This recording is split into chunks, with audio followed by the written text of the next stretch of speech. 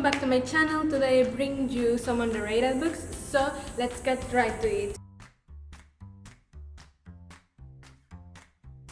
To start, I want to start with the Insanity series by Cameron Jace, and this is a retelling about Alice's Adventures in Wonderland. So we have Alice Wonder, who is a teenager who lives in an asylum after she kills all her classmates. And the thing is that she doesn't remember anything, she doesn't remember why she did it or how she did it or anything. And in order to gain her memories back and to understand what happened that day and why she is like this, she goes to Professor Caterpillar that assures her that he will be able to help her regain her memory and her freedom. And this is a really fun retelling because I think it captures the idea and the insanity of the original books by Lewis Carroll. And I think the Insanity series by Cameron Jace really captures that idea of Alice's Adventures in Wonderland. It's twisted, it's really fun, it mixes very dark themes with a lot of fun and jokes, and I think it's a very nice balance. And one of the things I love the most about this series as well is that you learn a lot about Lewis Carroll and the process of creating the books and little details about the books through reading this series, and I think that's pretty interesting and really cool. And they are also short books, so it's pretty easy to go through them, and they are very fun. So if you love Alice's Adventures in Wonderland, I'm pretty sure you're gonna love these books too. They are great retellings. Then we have Girls Against the Universe by Paula Stokes, and I may pronounce that wrong, so excuse me if I'm butchering that last name. And Girl Against the Universe is a mental health wreck, which I love with all my heart. And we follow Maguire, who is absolutely sure that bad luck follows her. Bad luck things happen around her, like she trips or someone around her trips and things fall, but she's convinced about this because she's the only survivor of a terrible car accident where her father, her uncle, and her brother died. So she has a lot of PTSD and she has to deal with that and she has to go through it. And it focuses a lot on therapy and how difficult it is to actually move on from something like that, and not move on because you never really move on, but function again after something so tragic. And it's also romance if you like that, but it's not the idea that the guy comes and fixes everything in her life. It's just a support, and I really like how that is portrayed and how it's presented, because a guy cannot change your life and make all your problems disappear. So yeah, and it focuses a lot on the therapy side of things, and I think it treated the PTSD and all the mental health things that deals with in a very respectful way, and it's actually pretty good. So if you like mental health books and contemporary, easy, helpful books, this is a really nice one to go to. Then we have another series, and this one probably it's a little bit more known, but I still think that it's pretty underrated, and it's The Remnant Chronicles by Mary E. Pearson, and it's a trilogy. We have Princess Leia, who is betrothed to a man she has never met, a prince from a neighboring kingdom, and they want to make an alliance between the two kingdoms, so they are gonna marry. But she decides that she doesn't want to marry someone that she doesn't know, so she runs away on her wedding day. And unbeknownst to her, the prince that was gonna marry her goes after her because he wants to know why she left, as well as an assassin sent to kill her. And the fun thing about this series is that we don't know who is who. We meet the three of them, and we have the three perspectives, but we don't know who is the prince and who is the assassin, and that's pretty fun to find out. And yeah, another thing I really like about this series is that it portrays the thought that your destiny is on your own hands. And I love the chosen one trope, but I also love when the main character has to choose what it's gonna do, what they are gonna do, what they are gonna choose to do with what they are dealt. And I really love that this is one of those trilogies, one of those books where you get that. And the ending of the series is really good as well. It's an open ending, but I think it was very well managed, and I really love that.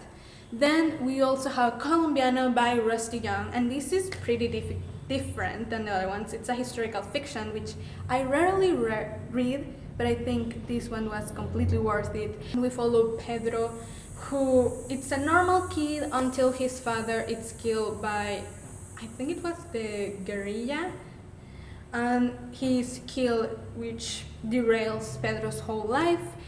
And now his mother and he doesn't have anything, so he runs away and joins the paramilitaries, and he's involved in this war that his father didn't want him to be involved with. And it's pretty gruesome, pretty gritty and raw in all the details. It deals very, very well with the whole military thing. It's very detailed, very accurate. I don't know exactly how accurate it is in the actual history of things, but in the whole details of the military life, it's very, very accurate, and it's very, very raw. So really, if you don't have the stomach for it, don't read it, because it's very gritty in the details, but it's so well managed. I know this saying, hate poisons the soul, but I don't think I understood it until I read this book, because it really dwells into the whole mentality of that hate makes you act and all that, and I think it was incredibly well done. Literally, while I was reading it, I needed to stop sometimes because it gets pretty heavy. It's a heavy read, but it's totally worth it, and it's beautiful to read, so you definitely need to give it a check. Another series that I wanted to talk about, it's the Shadow Demons Saga by Sarah Cannon. The Shadow Demons Saga follows Harper Madison, an orphan girl that has been living from foster home to foster home, and in each foster home something terrible happens involving fire, and terrible accidents happen, and she is sure that she has nothing to do with it, but nobody believes her, and these very peculiar things keep happening to her. So she is sent to Pitchville and to a home to troubled girls, troubled youths, and it's her last hope. And yeah, there she's gonna discover that maybe things are really happening around her and why those things happen, and discover more about her past.